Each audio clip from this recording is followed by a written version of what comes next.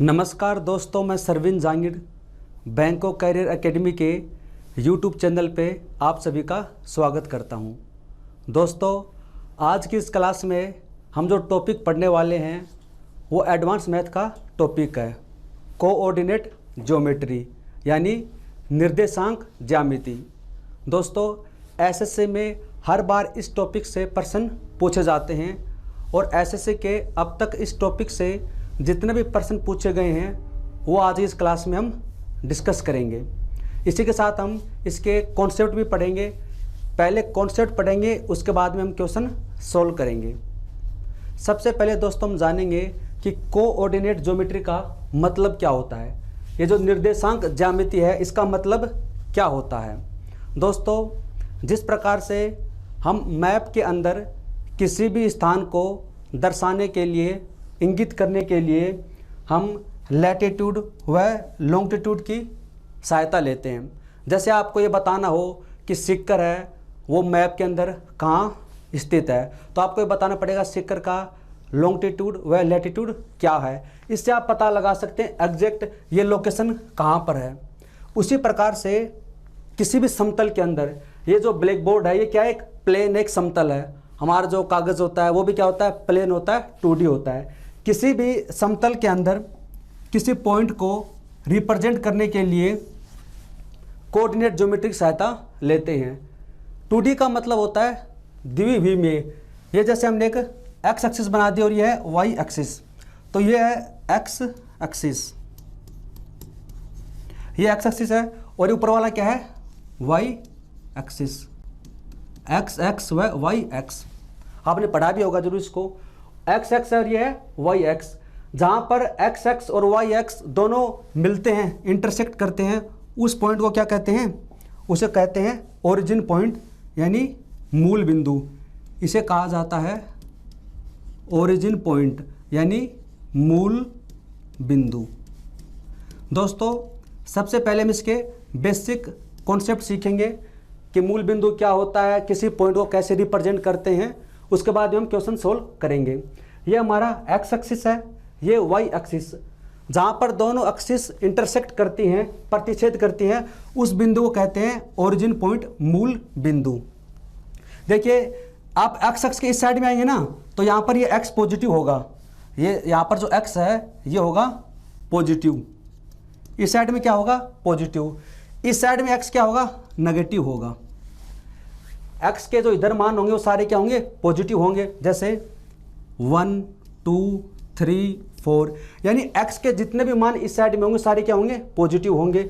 और एक्स के जितने भी मान इस साइड में होंगे वो सारे क्या होंगे, नेगेटिव, -1 -2 -3 -4। ये लाइन है एक्स की। ऐसे ही हम वाई की बात करते हैं, तो ऊपर की साइड में जो वाई है वो सारे क्या होंगे, पॉजिटिव होंगे। जैसे 1 2 3, यानी यहाँ पर जो वाई है वो क्या है, पॉजिटिव है। नीचे की साइड में वाई की बात करें तो क्या आएंगे, नेगेटिव आएंगे, -1 -2 -3 -4। और ये जो बीच वाला पॉइंट है यहाँ पर एक्स भी क्या होगा, 0 होगा, वाई भी क्या होगा, 0 होगा।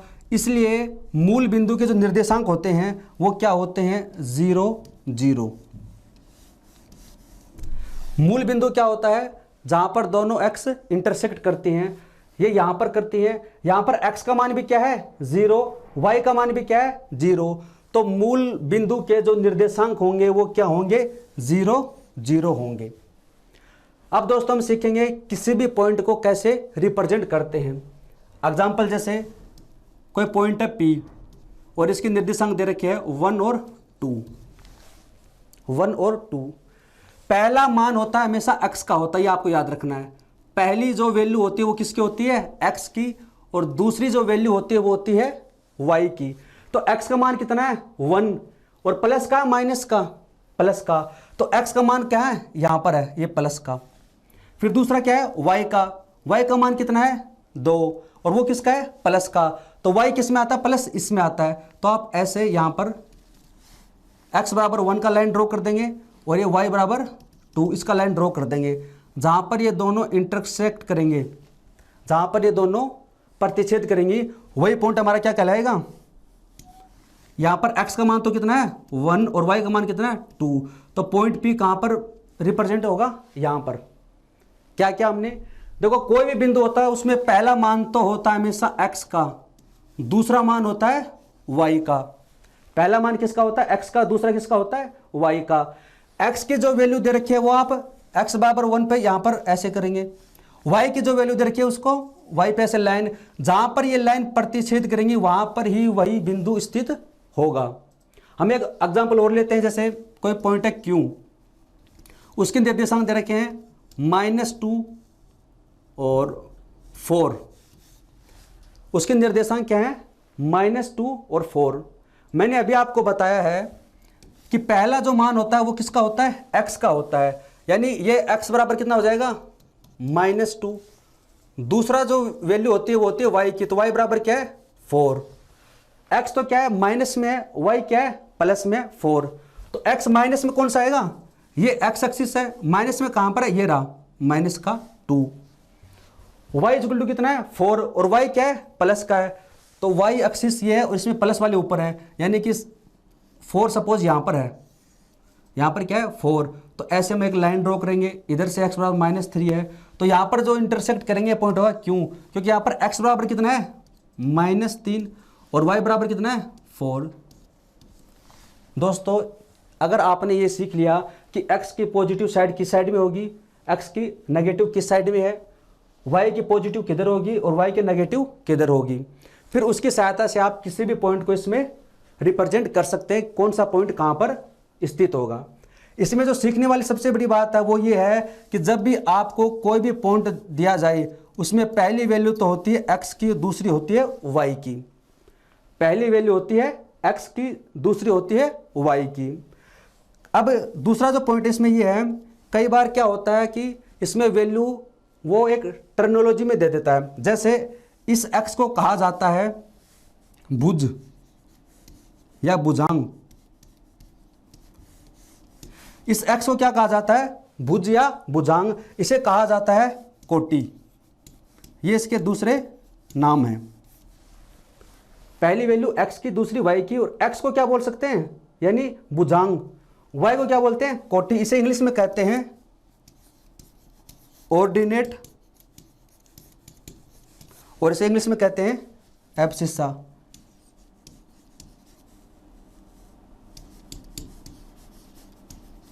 ABSCISSA, यानी इसे तो बोलते हैं एब्सिसा, भुजांग, और दूसरा होता है कोटि, ऑर्डिनेट। याद रखना है, x को तो ये कहा जाता है और y को ये कहा जाता है। अब हम कुछ क्वेश्चन सोल्व करते हैं, उसके बाद में आसानी से समझ में आ जाएगा आपको ये। दोस्तों हमारा पहला जो प्रश्न है वो है, अच्छा इसको पहले कट करना पड़ेगा इसको, एक मिनट।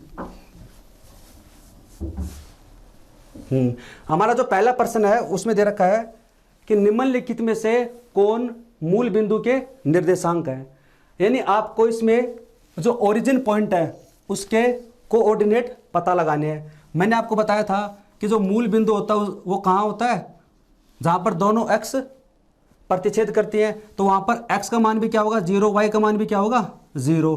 तो मूल बिंदु के निर्देशांक होंगे 0, 0। ऑप्शन नंबर सी आपका राइट होगा। दूसरा है निर्देशांक a 2, 3 का भुजांक क्या है। दोस्तों आपको कोई पॉइंट दे रखा a, बिंदु दे रखे 2 और 3। मैंने अभी आपको बताया कि इसके अंदर जो पहली वैल्यू होती है वो तो होती है x की, दूसरी वैल्यू होती है y की, और पहली वैल्यू को और क्या बोला जाता है, x को, इसे बोलते हैं भुज या भुजांग, एब्सिसा, और इसे बोलते हैं ऑर्डिनेट यानी कोटि। क्या पूछा आपसे, इसका भुजांग क्या होगा, भुजांग कौन सा है, 2 यानी x, तो ये आपका आंसर होगा, ये होगा इसका एब्सिसा, भुजांग। अगर आपसे इसे पूछे कोटि क्या होगा, कोटि कौन सा होगा, 3, तो इसका आंसर 3 हो जाता। निर्देशांक a दे रखा है 5, 6 की कोटि क्या है। अब देखिए a है, पहली वैल्यू किसकी होती है, x की, दूसरी वैल्यू किसकी होती है, y की, इसे क्या बोला जाता है, एब्सिसा यानी भुजांग, और ये क्या होती है, कोटि ऑर्डिनेट। इस बार आपसे क्या पूछा है इसमें, ऑर्डिनेट पूछा है, कोटि पूछी है। कोटि क्या होगी इसके अंदर, ये 6, तो इसमें अच्छा ये ऑप्शन गलत है, इसमें 6, इसका आंसर क्या होगा 6 होगा। अगला प्रश्न है, बिंदु P दे रखा है 7 - 3 के भुज और कोटि में क्या अंतर है। तो देखो दोस्तों, इसमें पहला तो क्या होता है, भुज होता है, और दूसरा क्या होता है, कोटि होता है। भुज व कोटि में आपसे क्या पूछा है, अंतर पूछा है। तो भुज कितना है इसका 7 माइनस इसकी कोटि कितनी है -3। इसका आपको क्या पूछा है, डिफरेंस पूछा है। तो 7 माइनस माइनस कितना हो जाएगा प्लस, तो 7 + 3 कितना हो जाएगा 10। तो इसका जो आंसर है वो कितना हो जाएगा 10। अगला जो प्रश्न है, बिंदु K और 2K - 1 की कोटि और भुज बराबर हैं, तो K का मान ज्ञात करें। यानी इसमें हमें क्या दे रखा है, X और Y का मान क्या दे रखा है, इक्वल दे रखा है, कि जो एब्सिसा है कोटि है, और जो अच्छा ये कोटि ऑर्डिनेट और भुज क्या है एब्सिसा, दोनों क्या है इक्वल दे रखे हैं। तो दोनों क्या करेंगे, इक्वल रख देंगे। x बराबर कितना है k, और y बराबर कितना है 2k - 1। अब इसको सोल्व करेंगे तो हो जाएगा 2k - k, तो यहाँ से k = आ जाएगा 1। आपसे क्या पूछा है इसमें, k का मान पूछा है, तो k = कितना हो जाएगा 1। दोस्तों ऐसे प्रश्न एग्जाम में पूछे जाते हैं। अगर आपको कॉन्सेप्ट याद है कि भुज किसे कहते हैं, कोटि किसे कहते हैं, या फिर एब्सिसा ऑर्डिनेट, मूल बिंदु क्या होता है, किस पॉइंट को कैसे रिप्रेजेंट करते हैं, तो आप आसानी से प्रश्न सोल्व कर सकते हैं। यहाँ से हमारे पास k की वैल्यू आ गई, k = 1। अब हमसे पूछे कि इसके अंदर कोटि क्या होगी, तो कोटि कौन सी है ये, इसमें हम k की वैल्यू रख सकते हैं। अगर पूछे तो 2, k की वैल्यू कितनी है 1 - 1, तो आ जाएगा 1। इस प्रकार से हम प्रश्न सोल्व कर सकते हैं। अगला प्रश्न है, बिंदु -2, 4 किस चतुर्थांश में स्थित होंगे। तो दोस्तों जैसे मैंने आपको अभी बताया था कि कोऑर्डिनेट ज्योमेट्री में क्या होता है, किसी भी समतल में पॉइंट को रिप्रेजेंट करना ही कोऑर्डिनेट ज्योमेट्री कहलाती है। ये मैंने आपको बताया था, ये एक्स एक्सिस है, ये पॉजिटिव है, ये एक्स एक्सिस क्या है नेगेटिव है, ये क्या है वाई एक्सिस है, ये क्या है पॉजिटिव, और ये वाई एक्सिस क्या है नेगेटिव है। इधर देखिए आप, इधर x क्या है सारे पॉजिटिव हैं, इधर सारे क्या होंगे पॉजिटिव होंगे, इधर जितने भी x आएंगे सारे क्या होंगे नेगेटिव होंगे। यहाँ पर सारे y क्या आएंगे पॉजिटिव, और इस साइड में जो y होंगे वो सारे क्या होंगे नेगेटिव होंगे। तो यहाँ पर x के मान क्या है सारे पॉजिटिव। तो कोई भी पॉइंट होता है उसमें जो पहला बिंदु होता है वो किसका होता है x का मान होता है, दूसरा क्या होता है y। जब भी कोई पॉइंट रिप्रेजेंट किया जाता है तो पहली वैल्यू तो होती है x की, दूसरी होती है y की। तो यहाँ पर x हमेशा क्या होगा पॉजिटिव होगा, कोमा y इसमें क्या होगा हमेशा पॉजिटिव होगा। यानी फर्स्ट क्वाड्रेंट में प्रथम चतुर्थांश में x का मान भी प्लस होगा और y का मान भी क्या होगा प्लस होगा। ये बात करते हैं, इसको बोलते हैं फर्स्ट क्वाड्रेंट। ये हमारा हो गया फर्स्ट क्वाड्रेंट, ये सेकंड, ये हो गया थर्ड क्वाड्रेंट, और ये होता है फोर्थ। अब देखिए इसके अंदर हम बात करें, अब इसके अंदर अपन इधर चलते हैं सेकंड क्वाड्रेंट। इसमें x क्या है सारे माइनस में है, x क्या है सारे माइनस में है, और y क्या है इसमें y प्लस के हैं। तो इसमें क्या आ जाएगा -1 माइनस और प्लस। थर्ड क्वाड्रेंट की बात करते हैं। थर्ड में देखो यहां पर इस वाले में देखो आप, x क्या है माइनस में, y क्या है माइनस में, और मैंने आपको बताया था पहले x का मान लिखना है बाद में y का। जैसे पॉइंट आपको बताया था ना मैंने, फर्स्ट वैल्यू x की होती है, दूसरी क्या होती है y की। फोर्थ क्वाड्रेंट की बात करें तो इसमें देखिए x क्या है, x तो पॉजिटिव है, y क्या है नेगेटिव।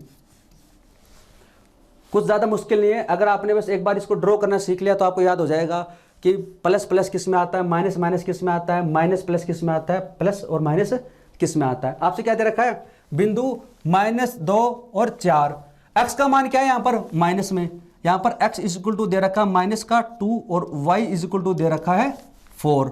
यानी x का मान तो क्या है माइनस में और y का किस में है प्लस में। तो x का मान तो माइनस में, y का मान है प्लस में, यानी सेकंड क्वाड्रेंट। तो इसका जो आंसर हो जाएगा वो हो जाएगा सेकंड क्वाड्रेंट, क्योंकि इसमें क्या है एक्स तो क्या है माइनस में और वाई क्या है प्लस में। आगे है दोस्तों, एक √3 के ध्रुवीय निर्देशांक क्या होंगे, पोलर कोऑर्डिनेट। तो सबसे पहले हम सीखते हैं कि पोलर कोऑर्डिनेट होते क्या हैं, ध्रुवीय निर्देशांक क्या होते हैं। दोस्तों मैंने आपको बताया था कि कोऑर्डिनेट ज्योमेट्री का मतलब होता है समतल में बिंदुओं को रिप्रेजेंट करना, किसी भी समतल में बिंदुओं को रिप्रेजेंट करना ही क्या कहलाता है, कोऑर्डिनेट ज्योमेट्री। तो ये दो तरीके से किया जाता है। किसी भी बिंदु को, कोई बिंदु है P, इसको आप एक तो x और y के रूप में रिप्रेजेंट कर सकते हैं, यानी इसका भुज व कोटि के रूप में। पहला तरीका तो ये हो गया, जैसे जो प्रश्न हमने सोल्व किए थे, P का मान 2 है 3 है, तो उसमें क्या है x और y की वैल्यू हमें दे रखी थी। इसी का जो पॉइंट को रिप्रेजेंट करने का तरीका होता है, दूसरा तरीका होता है, उसको बोलते हैं पोलर कोऑर्डिनेट, यानी ध्रुवीय निर्देशांक। ध्रुवीय निर्देशांक का मतलब क्या होता है, इसके अंदर मूल बिंदु से दूरी नापी जाती है। कोई भी पॉइंट होता है उसकी मूल बिंदु से दूरी क्या है, कैसे निकालते हैं अभी मैं आपको बताऊंगा। उसमें हमेशा क्या करते हैं, मूल बिंदु से दूरी मापते हैं। जैसे मैं आपको सपोज बता रहा हूं, जैसे कोई पॉइंट है, यहां पर है P, उसकी वैल्यू दे रखी है 3 और 4। कोई पॉइंट है P, तो ये पहली वैल्यू किसकी, x की, दूसरी वैल्यू किसकी, y की। तो x कौन सा होता है, ये एक्सिस, तो यहां पर है 3, यहां पर x का मान कितना है 3, y का मान कितना है 4, तो ये y इक्वल टू यहां पर है 4। तो ये पॉइंट हो जाएगा यहां पर, यानी P पॉइंट कहां पर रिप्रेजेंट करेगा, ये है P पॉइंट। यहां पर x का मान 3 है, y का मान कितना है 4 है। तो एक तो आप इसको ऐसे रिप्रेजेंट कर सकते हैं। दूसरा तरीका यह है कि पोलर कोऑर्डिनेट, यानी ध्रुवीय निर्देशांक। इसका मतलब होता है कि इस बिंदु P की निर्देशांक से दूरी क्या है, बिंदु P की मूल बिंदु से, बिंदु P की मूल बिंदु से दूरी क्या है, आपको इसमें रिप्रेजेंट करना है, मूल बिंदु से दूरी। तो ये पॉइंट मान लीजिए O है, ये पॉइंट है P, और इसको मान लेते हैं, पॉइंट मान लेते हैं Q। तो यहां पर सबसे पहले देखो ये एंगल एंगल निकालना पड़ेगा आपको, जैसे थीटा है, आपको ओपी नहीं निकालनी, ओपी को रिप्रेजेंट करना है। कैसे रिप्रेजेंट करेंगे, तो आप यहां पर एक राइट एंगल ट्रायंगल बन जाएगा, देखो ना, ये है आपका O, ये है P, ये है Q। ये एंगल मान लीजिए कितना है थीटा, और ये ओपी है। तो आपको क्या निकालना है, सबसे पहले x निकालना है, ये वाली वैल्यू, और इसको नाम दे देते हैं हम R। तो दोस्तों यहाँ पर ये राइट एंगल ट्रायंगल है, समकोण त्रिभुज। तो आपने ट्रिग्नोमेट्री में पढ़ा होगा, साइन थीटा बराबर क्या होता है, साइन थीटा बराबर होता है लंब बटे कर्ण। इसका लंब क्या हो जाएगा, ये थीटा के बराबर क्या है अपोजिट, PQ। तो PQ अपॉन कर्ण क्या है इसका, R। तो PQ इज इक्वल टू हो जाएगा R साइन थीटा। इसी प्रकार से हम क्या निकालेंगे, कोस थीटा बराबर निकाल लेंगे। कोस थीटा बराबर क्या होता है, आधार बटे कर्ण, बेस अपॉन हाइपोटेनस। बेस क्या है इसका OQ, और हाइपोटेनस क्या है इसका R। तो यहाँ से हमारे पास में OQ की वैल्यू आ जाएगी, OQ इज इक्वल टू हो जाएगा R कोस थीटा। एक वैल्यू हमारे पास में यहाँ से आ गई OQ, एक वैल्यू आ गई PQ। एक तरीका तो होगा इसको ऐसे रिप्रेजेंट करें, दूसरा तरीका होता है मूल बिंदु से दूरी के रूप में। तो सबसे पहले आपको क्या है OQ रिप्रेजेंट करना है, क्या करना है OQ इज इक्वल टू कितना है R कोस थीटा। तो पोलर इसके क्या बनेंगे, पोलर कोऑर्डिनेट बनेंगे R कोस थीटा, कोमा। दूसरा क्या होता है इसका, सबसे पहले तो x रिप्रेजेंट करना, दूसरा करना y रिप्रेजेंट, y क्या हो जाएगा इसका PQ, R sine theta, R sine theta. दोस्तों कुछ नहीं करना, ज़्यादा टफ नहीं है। सबसे पहले तो क्या देखना है आपको, ये देखना एंगल आपको दे रखा होगा। तो सबसे पहले तो लिखना कोस थीटा। मैंने आपको समझा दिया यहाँ पर कोस क्यों आया, क्योंकि यहाँ पर बेस अपॉन हाइपोटेनस का फॉर्मूला लगेगा। सबसे पहले आपको x की वैल्यू निकालनी है, फिर निकालनी है y की। R यहाँ पर क्या है, R है मूल बिंदु से P की दूरी। यहाँ पर R क्या है, मूल बिंदु से P की दूरी, ये डिस्टेंस दे रखी है। अब एग्जांपल करेंगे तो आपको आसानी से समझ में आ जाएगा। ये मैंने आपको निकाल के बताया कि ये फॉर्मूला बनता कैसे है। जैसे है, सबसे पहले आपको दे रखा पॉइंट है 1√3, तो इसके क्या है ध्रुवीय निर्देशांक आपको निकालने हैं। तो इसको रिप्रेजेंट करना चाहिए। x का मान तो कितना है,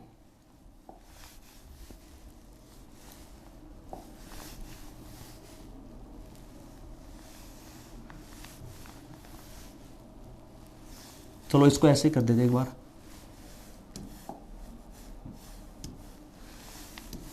इसमें x का मान तो दे रखा है 1, y का मान कितना है √3।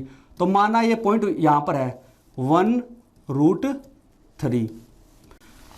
फॉर्मूला क्या होता है, फॉर्मूला होता है पोलर का r, सबसे पहले cos theta coma r sine theta.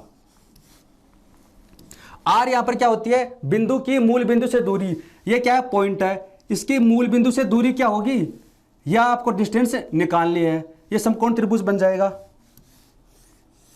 ये x बराबर कितना है 1 और ये वाली डिस्टेंस कितनी है y √3। तो आप यहां पर क्या लगाएंगे, पाइथागोरस प्रमेय, तो ये कितना आ जाएगा 2 आ जाएगा। कितना आ जाएगा 2। और ये एंगल भी आप निकाल सकते हैं थीटा, टेन थीटा बराबर क्या होता है लंब बट्टे आधार √3। और √3 टेन में मान किसका होता है, टेन 60 डिग्री। तो यहाँ से हमारे पास में थीटा इजक्वल टू तो हो जाएगा 60 डिग्री और यहाँ पर r इजक्वल टू कितना हो जाएगा, ये 2। क्या करना है, बस इस फॉर्मूले में रखना है, r इजक्वल टू कितना है 2। तो हमारे पास आंसर आ जाएगा 2 कोस 60 डिग्री कोमा 2 साइन 60 डिग्री। कौन सा ऑप्शन है इसमें, 2 कोस 60 डिग्री और 2 साइन, ये हो गया option number A. Option A है जो इसका आंसर हो जाएगा। बस आपको याद रखना कि r यहां पर क्या है, बिंदु की मूल बिंदु से दूरी। अगले है बिंदु a और b के बीच की दूरी निकालनी है। दोस्तों आपको 2 पॉइंट दे रखे हैं, उनके बीच की आपको डिस्टेंस निकालनी है। तो दोस्तों इसका फॉर्मूला क्या होता है, जैसे कोई पॉइंट है p और इसके निर्देशांक है x1 y1। सबसे पहले आपको फॉर्मूला सीखना पड़ेगा। दूसरा पॉइंट है q, इसके निर्देशांक है x2 y2। इन 2 बिंदुओं के बीच की आपको डिस्टेंस निकालनी है। तो दूरी निकालने का फॉर्मूला होता है PQ बराबर हो जाएगा, फॉर्मूला होता है इसका x2 माइनस x1 का whole square plus y2 minus y1 का स्क्वायर। जब भी आपको 2 बिंदुओं के बीच की डिस्टेंस निकालनी हो, जैसे पॉइंट है P, तो उसके आपको कोऑर्डिनेट देगा, निर्देशांक देगा। ऐसे P के है तो ऐसे Q के आपको देगा। PQ बराबर क्या हो जाएगा, x2 माइनस x1 का square plus y2 minus y1 का स्क्वायर और इसका क्या है अंडर रूट। ये फॉर्मूला आप नोट डाउन कर लो और आपको याद भी रखना पड़ेगा क्योंकि इसकी जरूरत काफ़ी पड़ेगी। तो डिस्टेंस का फॉर्मूला हो गया x2 माइनस x1 का square plus y2 minus y1 का स्क्वायर और अंडर रूट है। बस हमें फॉर्मूले में रख देंगे। इसमें हमें क्या निकालनी है, AB निकालनी है। तो AB ये तो हो जाएगा दोस्तों x1, ये हो जाएगा y1, इसको मान लेते हैं x2, इसको मान लेते हैं y2। फॉर्मूला हमारा क्या है, x2 माइनस x2 क्या है यहाँ पर 6 माइनस x1 कितना है 2 का स्क्वायर प्लस y2 कितना है 8 माइनस y1 कितना है 5 का स्क्वायर। तो यहाँ पर हो जाएगा ये 4 का स्क्वायर 16 प्लस 3 का स्क्वायर 9 रूट 25 और हमें पता कितना होता है 5।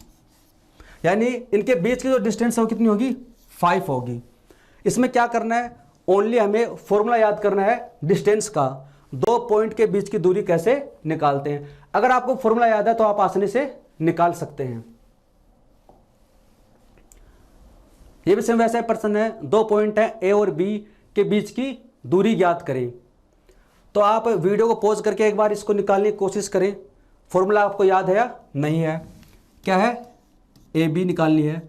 तो क्या होता है, सबसे पहले x2, देखिए ये तो हो जाएगा हमारा x1, ये हो जाएगा y1, ये हो जाएगा x2 और ये हो जाएगा y2। फॉर्मूला होता है x2 माइनस x1 का whole square plus y2 minus y1 का स्क्वायर। तो 8 का स्क्वायर कितना हो जाएगा 64 प्लस और ये 15 15 का स्क्वायर कितना हो जाएगा 225, तो कितना हो जाएगा ये 289। और हमें पता है ये क्या होता है 17 का स्क्वायर होता है, तो आंसर कितना आ जाएगा 17। तो ए और बी की जो डिस्टेंस है वो कितनी हो जाएगी 17। अगला प्रश्न है x का मान ज्ञात कीजिए यदि बिंदुओं के बीच की दूरी 5 सेमी है। ये यहाँ पर मिसप्रिंट है, यहाँ पर आएगा √2। तो x का मान ज्ञात करना है, 2 पॉइंट दे रखे हैं आपको x और 1 और दूसरा है 3 2। इनके बीच की दूरी क्या दे रखी है √2 सेमी है, तो x का मान ज्ञात करना है। फॉर्मूला हमारे पास में होता है कि डिस्टेंस निकालने का फॉर्मूला क्या होता है x2 माइनस x1 का square plus y2 minus y1 का स्क्वायर। उसको हम क्या कर देते हैं यहाँ पर रूट लगा देते हैं। डिस्टेंस हमें ऑलरेडी कितनी दे रखी है √2, इधर रखिए √2, और इधर ये मान लीजिए x1 है, ये क्या है x2, तो 3 माइनस x का square plus y2 minus y1 का स्क्वायर। तो रूट से रूट कैंसिल हो जाएगा, इधर कितना आ जाएगा 2, तो 3 माइनस x का स्क्वायर प्लस 2 माइनस 1 है तो 1 का स्क्वायर कितना होगा 1 ही होगा, और ये 1 इधर जाएगा इसका आ जाएगा 1 ही आएगा, तो 3 माइनस x का स्क्वायर। तो यहाँ पर स्क्वायर हटाएंगे तो इधर रूट लगा देंगे, तो 1 का रूट कितना होता है 1 ही होता है, तो 1 इज इक्वल टू हो जाएगा 3 माइनस x, तो x इज इक्वल टू हो जाएगा इसमें 2। हमसे क्या है x की वैल्यू पूछी थी, तो x बराबर कितना हो जाएगा 2 हो जाएगा। कुछ नहीं करना दोस्तों, आपको सिंपली बस फॉर्मूला याद रखना है और उसमें जो जो चीज़ें दे रखी हैं वो अप्लाई करनी है। डिस्टेंस हमें दे रखी है कितनी है √2 है, ये x1 ये x2 ये y1 y2 फॉर्मूले में अप्लाई करना है, इसको सिंपली सोल्व करना है। x का मान हमारा कितना आ गया 2, यानी राइट आंसर कितना हो जाएगा इसका a। इस प्रकार से हम डिस्टेंस के फॉर्मूले की सहायता से निकाल सकते हैं। अगला प्रश्न है यदि -8 13 और k 7 को जोड़ने का मध्य बिंदु 4 10 है तो k का मान ज्ञात कीजिए।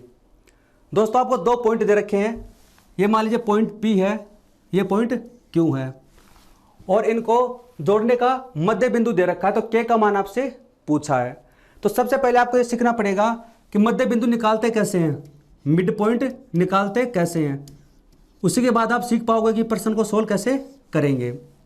जब भी आपको 2 पॉइंट दे रखे हैं तो उसका मिड पॉइंट कैसे निकालते हैं। जैसे कोई पॉइंट है, यह है x1 y1, दूसरा पॉइंट है Q x2 और y2। इसका क्या निकालना है मिड पॉइंट निकालना है, तो इसका मिड पॉइंट क्या हो जाएगा x1 plus x2 divide by 2 comma y1 plus y2 divide by 2, ये हो जाएंगे इसके मिड पॉइंट। जैसे सबसे पहले एग्जांपल से सीखते हैं इसको।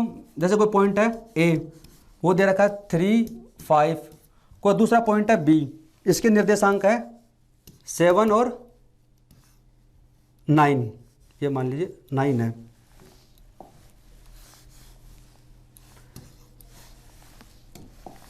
ये है 9, तो A और B के बीच का पॉइंट निकालना है, तो क्या हो जाएगा x1 3 plus x2 7 divide by 2, और दूसरा क्या हो जाएगा y1 plus y2 divide by 2, तो ये तो हो जाएगा 5 और ये हो जाएगा 7।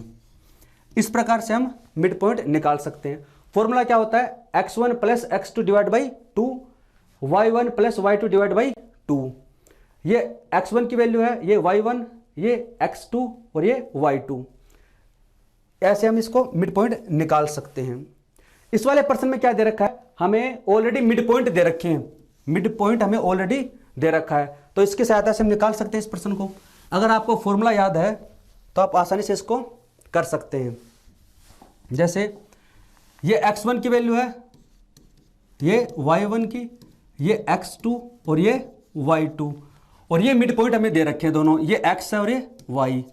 तो x बराबर क्या होता है, अभी हमने पढ़ा है x बराबर होता है x1 plus x2 divide by 2, और x की वैल्यू कितनी दे रखी है 4, तो हम क्या करेंगे, यहाँ पर x की वैल्यू क्या रख देंगे, 4 रख देंगे। तो क्रॉस मल्टीप्लाई करेंगे तो आ जाएगा 8, ये माइनस का 8 प्लस k, तो k इज इक्वल टू हो जाएगा 16। हमसे क्या पूछा है इसमें, k की वैल्यू पूछे तो k इज इक्वल टू हो जाएगा 16। तो इस प्रकार से हम मिड पॉइंट निकाल सकते हैं। आपको फॉर्मूला याद रखना है इसमें। अगला प्रश्न दे रखा है, find the coordinates of the point which divides the line segment. दोस्तों इसमें ये डिवीजन वाले प्रश्न हैं, तो सबसे पहले हमें इसकी कॉन्सेप्ट सीखना पड़ेगा। ये जो प्रश्न है ये विभाजन से संबंधित है, तो इस प्रश्न को बाद में सोल्व करेंगे। सबसे पहले इसका कॉन्सेप्ट सीखेंगे कि विभाजन डिवीजन होता क्या है।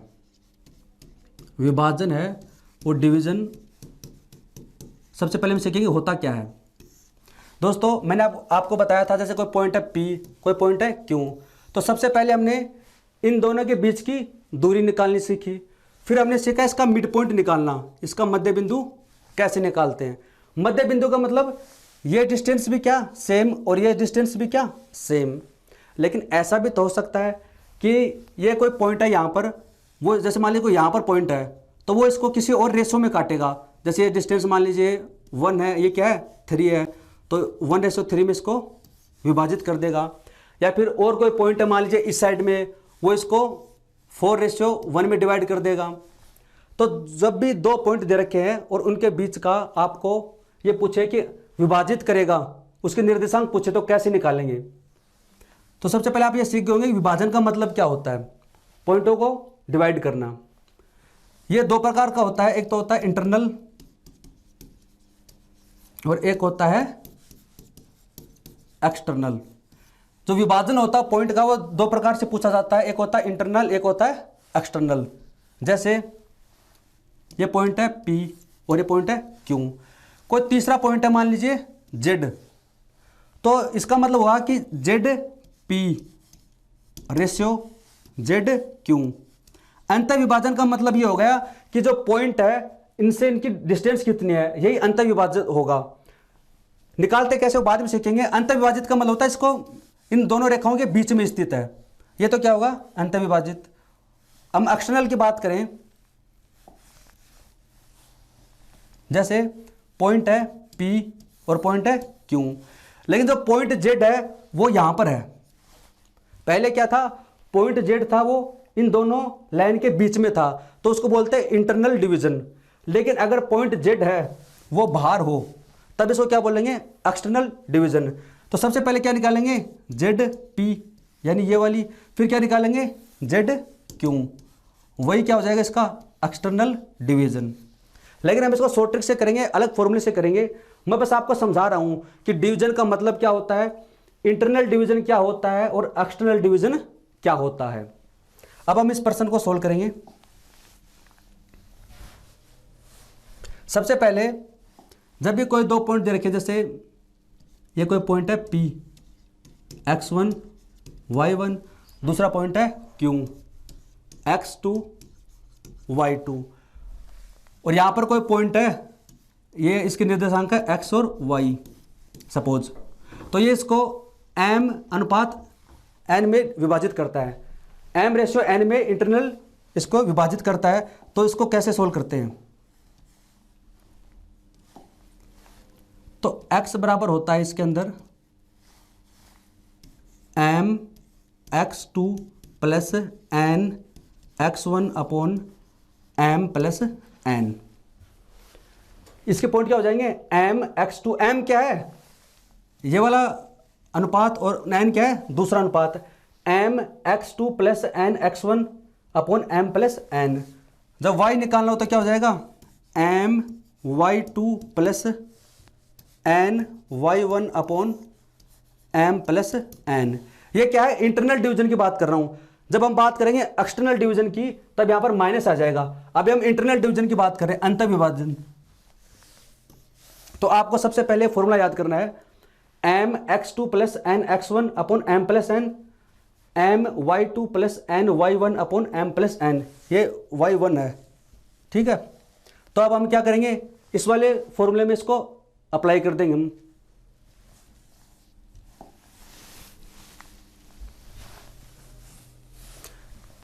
तो यहां पर हमें क्या दे रखा है, ये वैल्यू तो दे रखी है x1 की, ये y1, ये x2, ये y2, और ये क्या है m अनुपात n, तो ये m की वैल्यू, ये n की वैल्यू। विभाजित करने वाले बिंदु के निर्देशांक ज्ञात करने हैं। माना वो निर्देशांक क्या है x और y, तो x बराबर क्या होता है m, फॉर्मूला क्या था mx2, m बराबर क्या है 1, x2 कितना है -4 प्लस n, n बराबर क्या है 2, x1 2 और डिवाइड m प्लस n, यानी 1 + 2 कितना हो जाएगा 3। ये किसका मान हो गया x का। फिर निकालना y का, तो m y2 कितना है 6 प्लस n y1 कितना है इसमें -3 और m प्लस n यानी 3। इसको बस सिंपली सोल्व करना है। x इक्वल टू हो जाएगा -4 प्लस 4 3, तो ये आज से तो आ जाएगा 0, और यहाँ पर y इक्वल टू हो जाएगा 6 -6, तो यहाँ से भी कितना आ जाएगा 0, तो यानी वो पॉइंट क्या है 0 0, तो ऑप्शन नंबर बी। तो पॉइंट कौन से हैं 0 और 0 हैं। अगला प्रश्न है उस बिंदु के निर्देशांक ज्ञात कीजिए जो बिंदुओं 2 और 1 और 3 5 को मिलाने वाले रेखाखंड को बाह्य रूप से 2:3 में विभाजित करता है। अभी जो हमने फॉर्मूला पढ़ा था वो पढ़ा था इंटरनल का, अब पढ़ेंगे एक्सटर्नल का। फॉर्मूला सेम ही है, बस प्लस की जगह माइनस लिखना है। जब भी आपको एक्सटर्नल डिवीजन निकालना हो, बाहरी विभाजन, एक्सटर्नल डिवीजन निकालना हो, बाहरी विभाजन, तो फॉर्मूला होता है x बराबर होता है m x2 minus n x1 upon m minus n, y equal to हो जाता है m y2 minus n y1 upon m minus n। उसमें हमने क्या किया था, उस वाले फॉर्मूले में हमने जो फॉर्मूला हमने लिखा था ना, उसमें क्या किया था, यहाँ पर प्लस लिया था हमने, क्या लिया था प्लस लिया था। इसमें क्या करेंगे माइनस ले लेंगे, तो यहाँ पर आपको दे रखा है इसमें, ये तो हो जाएगा आपका x1, ये हो जाएगा y1, x2 ये हो जाएगा y2। ये वैल्यू किसकी है m और n की, बस फॉर्मूले में इसको अप्लाई करना है। तो x इक्वल टू कितना हो जाएगा m का मान कितना है 2 और x2 का मान कितना है 3 माइनस n 3 और x1 का मान कितना है 2 और इसमें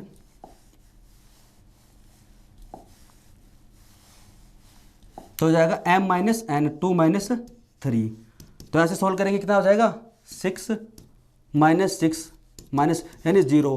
x का मान तो कितना आ जाएगा 0 आ जाएगा।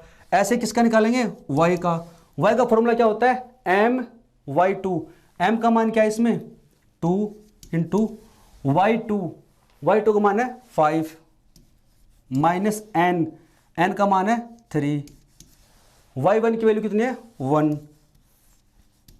m माइनस n, तो हो जाएगा 10 माइनस 3 7 बटे माइनस का 1 यानी माइनस का 7, यानी x का मान तो क्या आ गया 0, y का मान कितना आ गया माइनस का 7, तो कौन सा ऑप्शन होगा ऑप्शन डी। इसमें क्या करना है दोस्तों, आपको कुछ नहीं करना, बस आपको फॉर्मूला याद रखना है इंटरनल डिवीजन का और एक्सटर्नल डिवीजन का। इंटरनल डिवीजन में यहाँ पर प्लस आ जाता है, यहाँ पर भी क्या आ जाएगा प्लस, और एक्सटर्नल में क्या आ जाएगा माइनस और माइनस, बाकी सारा फॉर्मूला सेम है।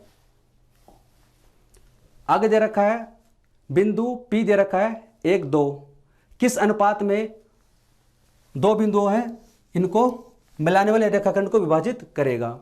यानी ये कोई पॉइंट है A, ये कोई पॉइंट है B, तो पॉइंट A के निर्देशांक आपको दे रखे हैं, पॉइंट B के निर्देशांक आपको दे रखे हैं, तो कोई पॉइंट है P, वो इसको किस अनुपात में विभाजित करेगा और किस में। अब पता कैसे चलेगा कि इंटरनल कर रहा है एक्सटर्नल, तो जब आप इसको सोल्व करोगे आपका आंसर अगर पॉजिटिव आता है, अगर आपका आंसर आता है पॉजिटिव तो इसका मतलब इंटरनल है, आंतरिक अंतर विभाजन, और अगर इसका आंसर आता है नेगेटिव तो वो कहलाएगा एक्सटर्नल डिवीजन यानी बाह्य विभाजन। अब हम इसको सोल्व करेंगे तो समझ में आ जाएगा।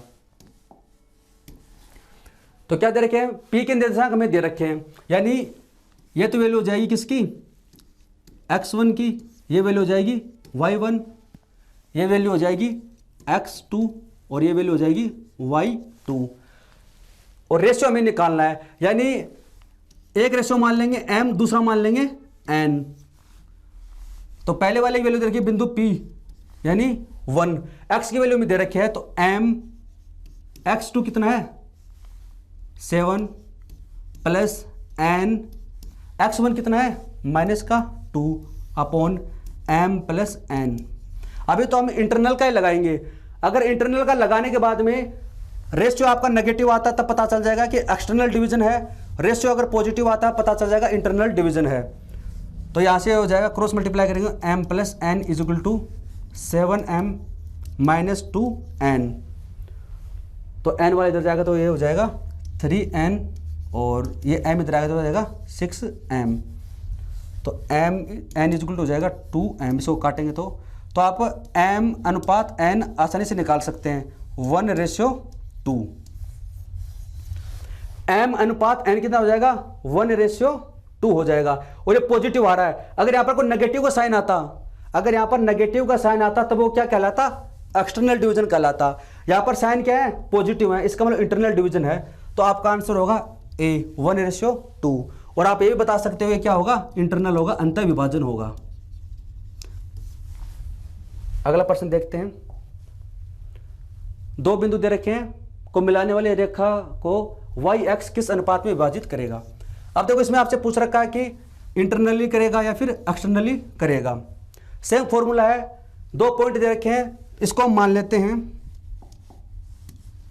ये हमारा क्या हो जाएगा वही x1, ये y1, ये x2 और ये y2। इन दोनों को मिलाने वाला, इन दोनों को मिलाने वाले जो लाइन है इसको yx। अब दोस्तों yx का मतलब क्या हो जाएगा, yx बराबर होता है x बराबर 0 होगा। जब भी आपको ये दे रखा हो कि yx, देखिए आप हम बनाते हैं इसको, ये x एक्सिस, ये y एक्सिस। तो yx में x का मान हमेशा 0 होगा। इसके अंदर x का मान हमेशा क्या होगा 0। तो जब भी आपको ये बोला जाए कि yx, तो yx यानी x का मान होगा 0 और x यानी x ये वाली, तो इसमें हमेशा y का मान क्या होता है 0, उल्टा होता है। इसमें मैं क्या कह रहा हूं, जब भी x की बात की जाए, उसके समीकरण की बात की जाए, तो x पे हमेशा y का मान 0 होता है। x में क्या होता है, y का मान हमेशा क्या होता है 0 होता है। और yx में क्या होता है, x का मान 0 होता है। तो ये क्या है x, इसमें हमेशा x बराबर 0 होगा। सॉरी ये yx है तो x बराबर क्या होगा 0 होगा। आप ड्रॉ करके देख सकते हैं। yx दे रखा है तब x बराबर 0 होगा और x दे रखा है तो y बराबर 0 होगा। तो ऐसे x की वैल्यू आ गई हमारे पास में कितनी 0। और हमें पता है कि x बराबर होता है mx2 plus nx1 upon m plus n। x की वैल्यू कितनी है 0,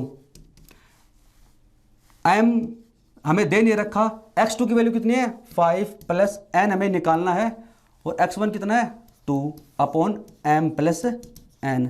क्रॉस मल्टीप्लाई करें 0 से तो कैंसिल हो जाएगा, यहाँ पर आ जाएगा 5m प्लस 2n, इधर क्या है 0।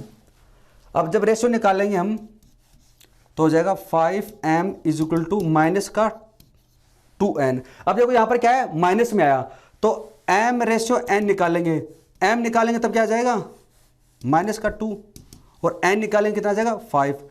तो अनुपात क्या हो जाएगा 2:5। माइनस का मतलब सिर्फ इतना है कि एक्सटर्नल है, माइनस का मतलब सिर्फ कितना है कि ये एक्सटर्नल डिवीजन है। तो रेशियो आंसर क्या हो जाएगा 2:5, 2:5 और ये क्या है एक्सटर्नल है। ये आपका आंसर हो गया, क्योंकि माइनस में आया तब क्या हो गया एक्सटर्नल हो गया। अगर ये पॉजिटिव आता तब क्या हो जाता इंटरनल हो जाता। तो दोस्तों इस प्रकार से हम फॉर्मूले अगर कॉन्सेप्ट आप याद कर लें तो कोऑर्डिनेट ज्योमेट्री के जो प्रश्न अभी तक पूछे गए हैं एसएससी में उनको हम आसानी से सोल्व कर सकते हैं।